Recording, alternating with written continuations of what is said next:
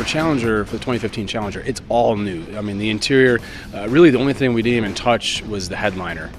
Everything else is pretty much an all new part.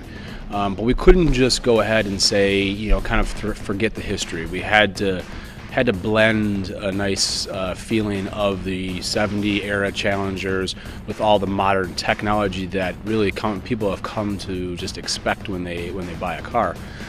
So we've done it, in clever ways of trying to hide some of the technology. And like the cluster, it's got a 7-inch TFT screen standard, but you have these big radial face gauges with little hub design. So it's mixing the two together. You would never have seen obviously a screen or anything digital in 71, but you bring a little bit of that. So even when the car is off, it looks like a 71 style cluster.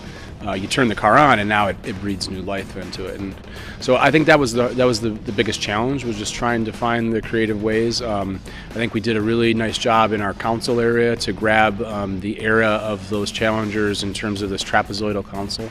It has dimension to it as well. It's 2 or 3 inches off the main normal surface of the console, and it really makes you feel like it's a driver-centric car, which obviously that this car is all about driving it and being passionate about what you have.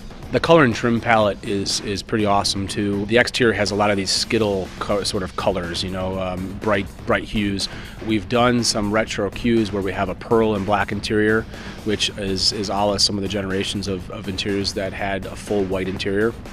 We've also taken a little bit of cues of sepia, which is like a light brown stitch in there, and that's coupled with the pearl. We also have houndstooth, which is a very in the 70s kind of era in terms of clothing fashion. So we have a pretty good mix, I think, in terms of color and trim and overall design. I mean, really it should take the diehards that really have maybe been skeptical about buying a Challenger. I mean, there's no reason why you wouldn't want to buy this vehicle.